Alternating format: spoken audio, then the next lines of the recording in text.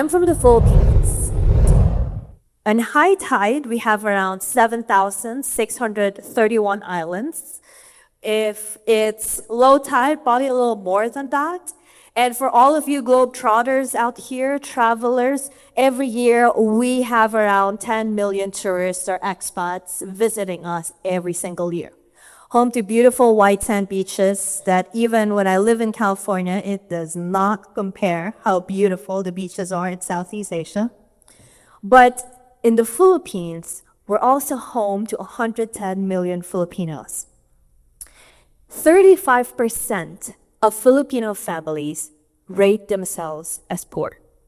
That's around 14.4 million Filipino families who rate themselves as poor. 60% of that 14.4 million families who rate themselves as poor said that hunger and food insecurity is part of their daily reality.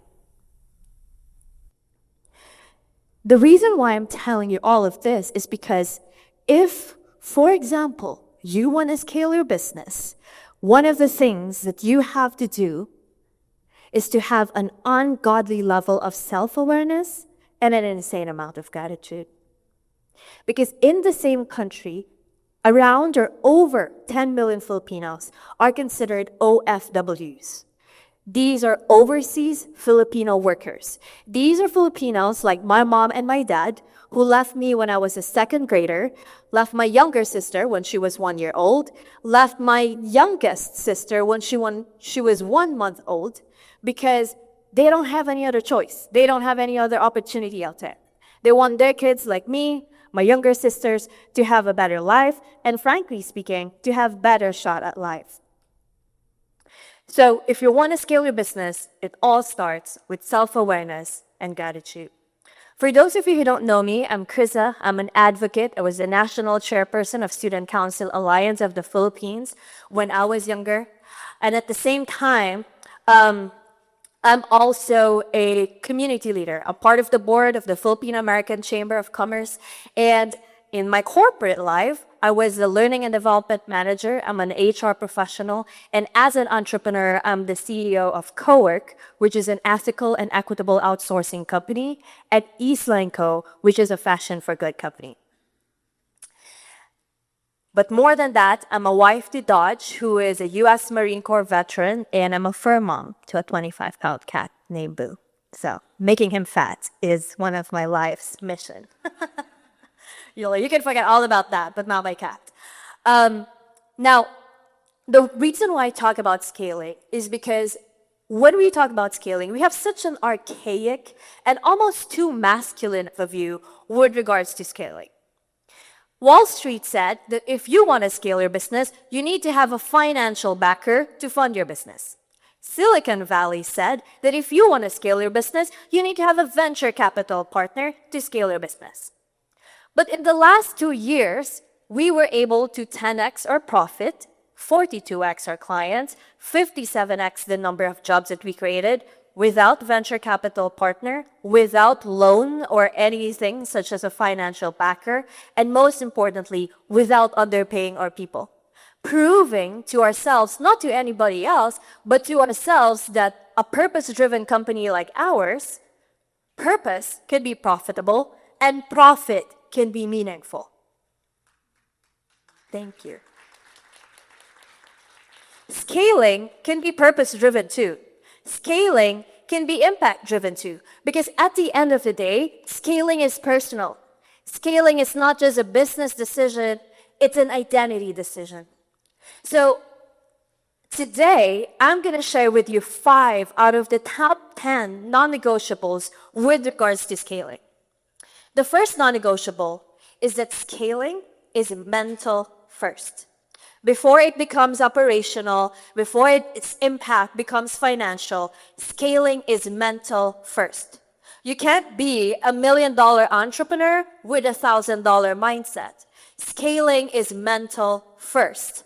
You have to scale the way you think, the way you position yourself, the way you lead your business, the way you position your offer, the way you position your services, the way you price, the way you hire people, the way you take in clients. Scaling is mental first.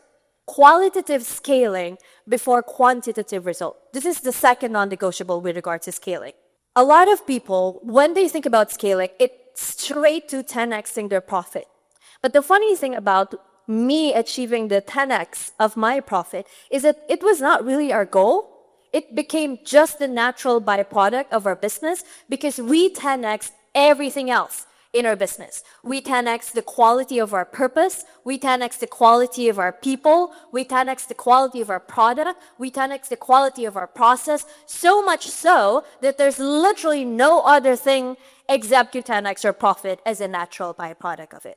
So if you want to scale your business, you have to scale qualitatively first before quantitative results come in. The third non-negotiable with scaling is if you want to scale your business, you need to have a moonshot. You have to have a moonshot. Your moonshot is your anchor. Your moonshot filters everything. From the person that you hire, from the product that you sell, from the client that you take on, from every dollar that you're going to spend, if it does not really contribute to your moonshot, you should not do it. It is your filter. Yes, you may have a moonshot, but what really is a moonshot? This is the moonshot of CoWorq, helping 1 million CDOs scale with purpose while also helping 1 million Filipino remote professionals. A moonshot has to be ambitious, audacious, future-oriented, but also leads to a better future not only for yourself, but for your people. A moonshot has to be so bold and audacious that it demands a higher level of excellence. You can't do the things that you're doing now if you want to scale your business.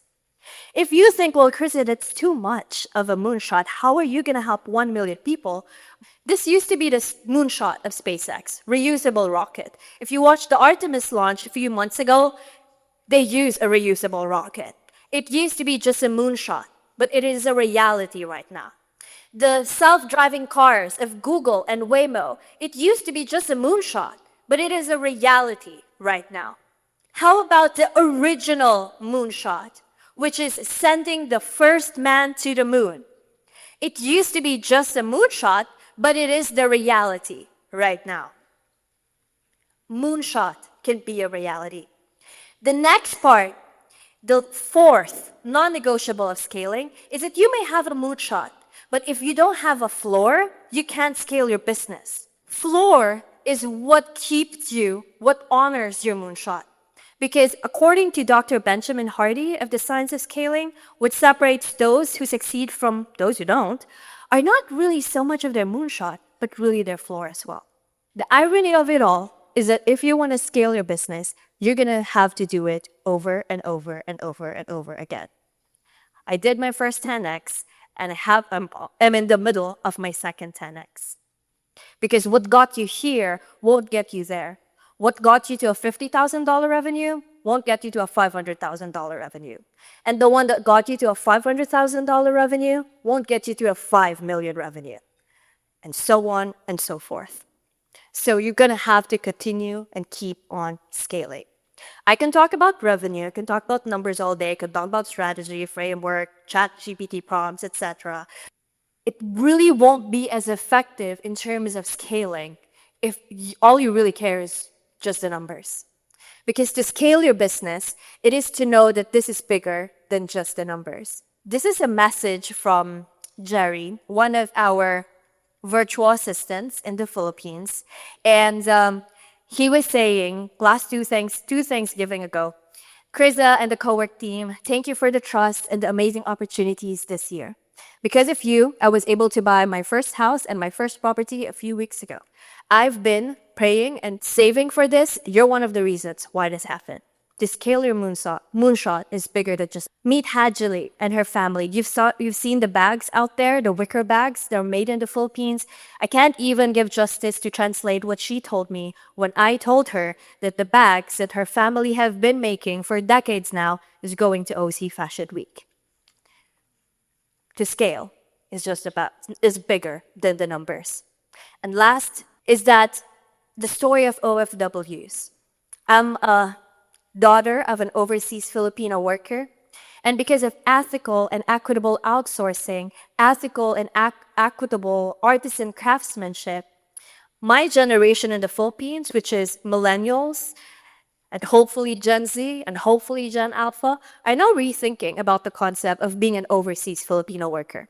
Because if you get a fair paying wage or a fair paying job, you don't have to leave your second grader, your 1-year-old, and your 1-month-old behind.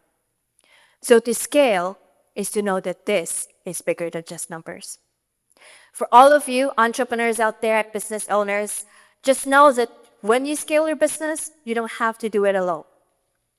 You have a lot of women who are also in their season of scaling, figuring it out. So thank you all so much. Thank you, Roslyn.